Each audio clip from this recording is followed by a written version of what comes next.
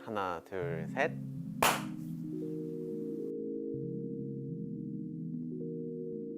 저는 뭐 일단 이제 영어 원어민이고요. 한국어랑 불어는 조금 자신 있고요.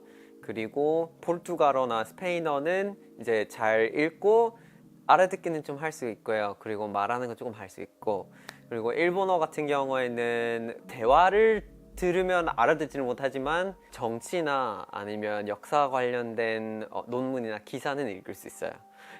그 이상하죠? 그게 이제 정치 외교학을 전공하면서 한국어로 되어 있는 논문 구조가 일본적인 영향을 많이 받았기 때문에 구조나 표현에 있어서 거의 똑같은 학술적인 표현을 쓰는 경우가 많거든요. 일단 국민으로서 가진 관점이 아니라는 점을 일단 한번 말씀드릴 필요가 있는데, 미국이랑 굉장히 다른 시스템이더라고요. 막 단원제에 정말 법률 위주이고 굉장히 좀 젊은 시스템이라고 생각을 하거든요. 청문회를 하기 시작한 지도 얼마 안 됐고, 그리고 국가기관이라든지 이런 거 계속해서 또 업데이트가 되어가고 있는 중이잖아요. 그런 부분들 보면은 배워가야 되는 부분이 많은 것 같아요. 전공은 아닌 것 같아요. 저의 배경과 또 한국에서 살면서 하게 된 경험들의 결합, 그것이 계기가 됐던 것 같아요. 고향이 미국 동북부에 있는 버몬트주라고 하는데요. 거기가 미국에서 굉장히 좀 진보적인 지역이에요. 덴마크랑 뭐 캐나다를 보면서 사회를 만들어 나가려고 하는 약간 그런 풍의 곳인데, 주 전체가 한 75% 정도가 산림이고, 미국에서 최초로 100% 재생에너지로 돌아가는 도시를 만든 곳이 버몬트예요. 그래서 그런 약간 자연의 몸이 담겨진 유년 시절을 보냈다가 서울에서 살게 되면서 소위 말해서 미세먼지라고 부르는 그 대기 오염 문제를 직접적으로 영향을 받으니까 점점 좀 약간 쌓여가는 부분들이 있었던 것 같아요. 당연히 만약에 이제 미국에서 엄청난 영향력을 갖고 있었다면 그런 쪽으로 활동을 했겠지만, 아무래도 오디언스가 대부분이 한국 사람들이고 한국말로 얘기를 해서 컨텐츠를 만드는 게 제가 하고 있는 일인데, 이 얘기를 좀 더 전파시켜야 된다는 생각이 들었고요. 저는 저한테 주어진 저의 어떤 탤런트나 능력들, 자기 업에서 할 수 있는 거가 뭘까에 집중을 하는 게 가장 좋은 방법인 것 같아요. 책을 낸 것도 사실은 관심이 있고 노력만 하면 충분히 누군지 이렇게 바꿀 수 있다는 거를 한번 증명을 하고 싶었거든요. 그런 욕심으로 두 번째 지구는 없다를 그렇게 찍은 거예요. 상황이 좀 많이 달라진 것 같아요. 제가 이제 2016년에 시작을 하고 2, 3년 정도 동안에는 의심하면서 받아들이는 사람들이 많았어요. 여기 한국인데 작은 나라고 영향을 미칠 수 없고 뭐 많이 쓰지도 않고 우리가 만든 문제가 아닌데 하는 반응을 보여주는 사람들이 굉장히 많았어요. 그러다 보니까 너네 나라 돌아가라, 미국 가서 그 얘기해라, 이런 반응을 들은 적이 몇 번은 있었어요. 그런데 2018년, 19년 이때쯤에 뭔가 사회적인 변화도 많이 좀 이루어진 부분이 있는 것 같고, 뭐 그레타 툰베리를 통해서 전 세계적으로 그 School Strike for Climate 시위를 하니까 한국에서도 이게 어느 정도로 얘기가 많이 거론이 됐어요. 대중적으로. 기후 위기에 있어서는 국경이 상관이 없다고 얘기를 하는 이유가 뭐냐면, 대한민국 안에서 100% 재생에너지로 바꾼다고 해도 해외에 있는 한국 기업이나 해외에 있는 한국 정부가 화석 연료의 공장을 세우고 쓰고 있을 수 있는 거예요. 국내에서는 안 짓지만 해외에서 계속 짓는 걸로. 그렇게 봤을 때는 요 나라 안에서 해결했어요 라고 하는 거는 해결책이 아니라는 거죠. 이게 전체를 봐야 되는 거예요. 한국이 선진국이에요.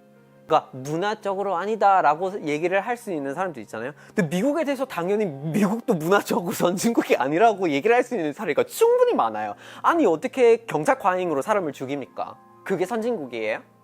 그러니까 선진국이라는 표현이 문화적인 표현이 아니에요. 경제적인 표현이고, 대한민국의 경제적인 영향력, 기업들의 영향력, 이런 거를 보면 선진국이라는 거를 부정할 수 없어요. 부정하는 순간이 책임을 피하는 순간이에요.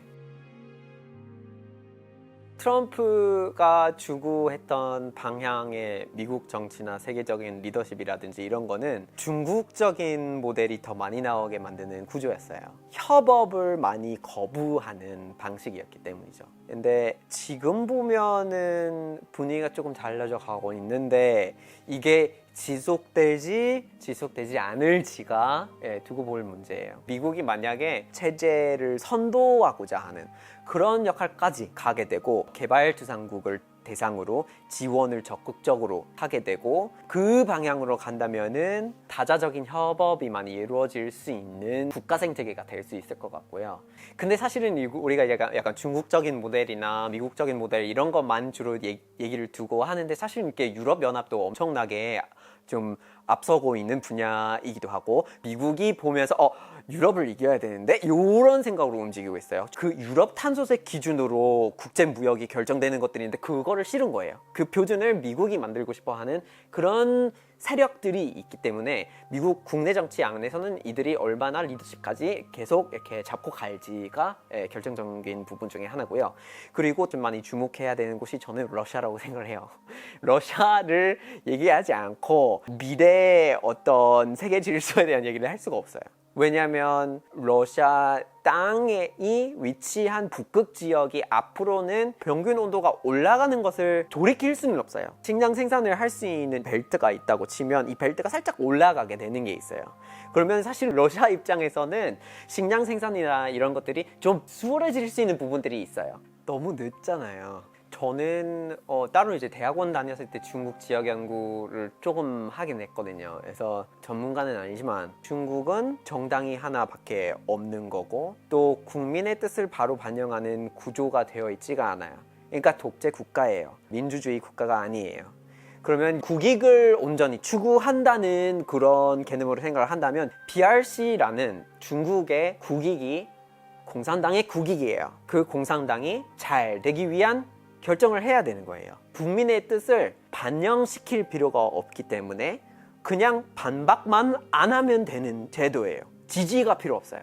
그러니까 이런 시스템 안에서는 중국이 보이고 싶은 방향과 그리고 미국이나 한국이 유럽연합이 보여주고 싶은 방향이 너무나 다른 거예요. 신강성에서 어떤 일이 이루어지고 있는지에 대해서 찾아보시면은 사람들을 고문시키는 방법이 매우 비인간적이고 진짜 들었을 때 정말 너무나 놀랍고 그게 세상에 있는 일인가 싶은 그런 경우가 많아요. 그거에 대해서 반박이 있어도 크게 바뀔 필요가 없는 구조를 가진 곳이에요.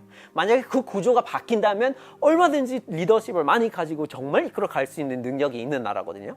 그런데 그런 거 없는 상태에서는 기후 위기는 너무나 마찬가지예요. 저는 그렇게 생각해요. 중국은 기본적으로 똑같이 해석을 하면 안 되는 나라예요. 한국에서 사실 똑같이 해석을 하기 때문에 당하는 게 너무 많거든요. 그것도 지금 진짜 말도 안 돼가지고 화가 나야 돼요. 화가 안 나면 이상한 거 아니에요? 아닌가요? 제가 봤을 때는 국가에 대해서 화가 나는 게 너무나 자연스러워요. 너무나 자연스러워요. 국가적인 탓이 있으면 국가적인 탓이 있다고 인정을 해야 돼요. 이렇게 말씀드리면 오해하실 수 있는 여지가 있는데 중국에 대한 이해도가 높아져야 돼요. 그 말은 중국의 입장을 이해해 줄 필요가 있다는 게 아니라 중국이 어떤 시스템을 가진 나라인지를 다시 생각할 필요가 있어요. 남중국해가 중국 거다, 김치가 우리 거다, 한복이 우리 거다 이런 것 다시는 엄청난 중화 사상의 일부이며 약간 뭔가를 모아가는 정치적인 흐름이 있는 국가 중에 하나예요. 거기에 사실은 한반도를 완전히 독립적인 존재로 지금 국제법상 그렇게 보고 있지만 마음속에서는 어떻게 바라보고 있을까를 의심해 보면서 그렇게 해야 되는 거 아닌가 싶은 생각이 들긴 하거든요. 그래서 그런 부분은 지적할 만큼 지적하고 그리고 화가 나면 화가 난 만큼 표현을 하고 그래야 되는데 근데 그러면서 만약에 중국 제품을 계속 사면은 그거 좀 문제가 있는 거겠죠. 네. 확실히 그 식으로 낙인시키면 어떤 이해 집단에 그게 유리한 거죠. 이게 몇 년 전의 일이지만 BP라는 석유 회사가 있잖아요. 자기네들 트위터 계정에다가 본인이 환경을 위해서 활동하고 싶어요. 그러면 본인의 생태 발자국이 어떻게 되는지 이 링크를 눌러서 한번 확인하실 수 있어요. BP가 응원합니다. 이렇게 올린 거예요. 그런데 자, 이게 담론으로서는 우리가 참여를 하고 있다. 약간 이미지 메이킹을 할 수 있는 부분이 있고요. 두 번째로 일단은 초점이 사람한테 가고 나한테 가고 있지는 않으니까 더 천천히 갈 수 있는 거예요. 개인에게 너무나 포커스를 주는 것이 사실은 안 좋은 거예요. 실제로 미국에서는 통계가 나와요. 개인의 활동으로 생기는 거는 0.000000003%래요. 개인이 일상생활에서 어떤 제품을 샀지? 불을 껐나 켰나? 이런 결정을 하고 있는 것이 이게 통계학적으로 0이에요. 그게 담론의 시작으로서 괜찮은데 정작 환경 문제의 99% 넘게의 책임을 지고 있는 기업과 정부의 역할에 대해서 초점을 맞추지 않게 되면은 이게 문제라는 거죠. 적주동물들 중에서 개체수를 봤을 때 10마리 중에 7마리가 사라졌어요. 이미 우리는 뭐예요?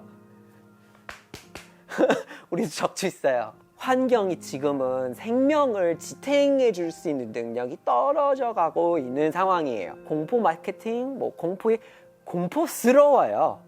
너무나 공포스러운 상황이에요. 그건 너무 자연스러워요. 근데 그거를 이용하려고 하는 데도 있겠지만 사실은 위기고 무섭고 저는 이 문제를 해결하지 않고서 정말 미래가 없다고 생각해요. 그동안 우리가 문제가 없는 것처럼 살아왔어요. 근데 이 기후위기가 시작됐다는 거를 우리가 사실은 50년대 후반에 온실가스 효과를 알게 됐고요. 60년대, 70년대에 이어서 계속해서 그게 인간 활동을 인한 것을 알아내기 위한 연구를 해왔고요. 그리고 80년대에 들어서 그게 점점 더 약간 정치계에 반영이 되기 시작하고 몬트레알, 히우지자네이루나 교토에서 국제회의를 하고 뭔가를 하는 것처럼 했어요. 그런데 문제를 발견할 때부터 지금까지는 크게 한 게 없어요. 전 세계적으로 다 그래요. 근데 그동안은 문제가 나빠지기만 했어요. 그 결과를 겪을 세대가 우리예요. 저예요. 제가 그거에 악영향을 받고 살아야 되는 거예요. 항상 그동안 괜찮을 거다라고 믿었던 거는 호구인 거예요. 그게 호구가 아니면 뭐가 호구인지 모르겠어요.